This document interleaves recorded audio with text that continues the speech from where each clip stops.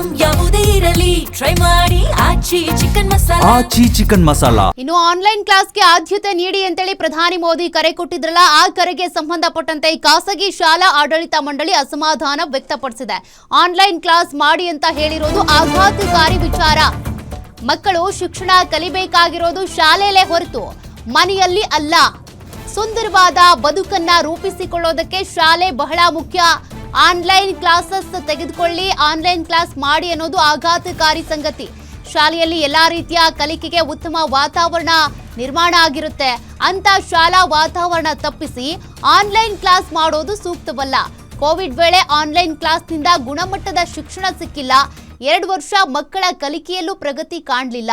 ಶಾಲಾ ಶಿಕ್ಷಣದಿಂದ ಮಕ್ಕಳು ವಂಚಿತರಾಗೋದು ಬೇಡ ಅಂತ ಗ್ಯಾರಂಟಿ ನ್ಯೂಸ್ ಜೊತೆಗೆ ಕೃಪಾ ಸಂಘಟನೆ ಅಧ್ಯಕ್ಷ ಲೋಕೇಶ್ ತಾಳಿಕಟ್ಟೆ ಅವರು ಮಾತನಾಡಿದ್ದಾರೆ.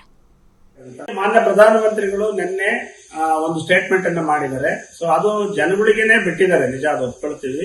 ಆದ್ರೆ ಶಾಲೆಗಳನ್ನ ಆನ್ಲೈನ್ ಶಿಕ್ಷಣವನ್ನು ಮಾಡ್ರಿ, ಶಾಲೆ ನಡೆಸೋದು ಬೇಡ ಅನ್ನೋ ಒಂದು ಮೆಸೇಜು ತುಂಬಾ ಆಘಾತಕಾರಿಯಾದಂತಹ ವಿಷಯ. ಯಾಕಂದ್ರೆ ಮಕ್ಕಳು ಶಿಕ್ಷಣವನ್ನು ಕಲಿಬೇಕಾಗಿರೋದು ಶಾಲೆಯಲ್ಲಿ. ಶಿಕ್ಷಣ ಅಂದ್ರೆ ತಮ್ಮ ಸುಂದರವಾದ ಬದುಕನ್ನು ರೂಪಿಸ್ಕೊಳ್ಳೋದಕ್ಕೆ ಎಲ್ಲಾ ರೀತಿಯ ಕಲಿಕೆಯನ್ನ ಶಾಲೆಯಲ್ಲಿ ಮಕ್ಕಳು ಕಲಿತಾರೆ.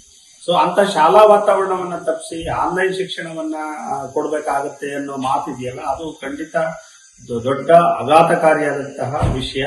ಸೊ ಇದನ್ನ ನಾವು ಕೃಪಾ ಸಂಘಟನೆಯಿಂದ ಖಂಡಿಸ್ತೀವಿ. ಮತ್ತೆ ಈ ರೀತಿಯ ಬೆಳವಣಿಗೆಯನ್ನ ನಾವು ಒಪ್ಪೋದಿಲ್ಲ. ಯಾಕೆ ಅಂತಂದ್ರೆ ಕೋವಿಡ್ ಸಂದರ್ಭದಲ್ಲಿ ಅಂತಹ ಮಹಾಮಾರಿ ರೋಗ ಇದ್ದಾಗಲೂ ಕೂಡ ನೀವು 2 ವರ್ಷ ನೀವು ಆನ್ಲೈನ್ ಶಿಕ್ಷಣವನ್ನು ಕೊಡಿ ಅಂತ ಹೇಳ್ಬಿಟ್ಟು ಏನು ಇದನ್ನ ಆದೇಶಗಳನ್ನು ಮಾಡಿ ಮಕ್ಕಳ ಶಿಕ್ಷಣವನ್ನ ಸಂಪೂರ್ಣವಾಗಿ ಹಾಳಾಗುವ ಹಾಗೆ ಆಗಿತ್ತು. ಸೊ ಅದರ ಎಲ್ಲಾ ರಿಪೋರ್ಟ್ಸ್ಗಳು ನಮ್ಮ ಕಣ್ಣಿಗೆ ಇದ್ದಾವೆ. ಆ 2 ವರ್ಷದ ವಿದ್ಯಾರ್ಥಿಗಳನ್ನ ನಾವು ಕೋವಿಡ್ ಟೈಮ್ನ ವಿದ್ಯಾರ್ಥಿಗಳು ಅಂತಲೂ ಕೂಡ ನಾವು ಕರೆಯುವಂತ ಪರಿಸ್ಥಿತಿಗೆ ಹೋಗಿದ್ದೀವಿ.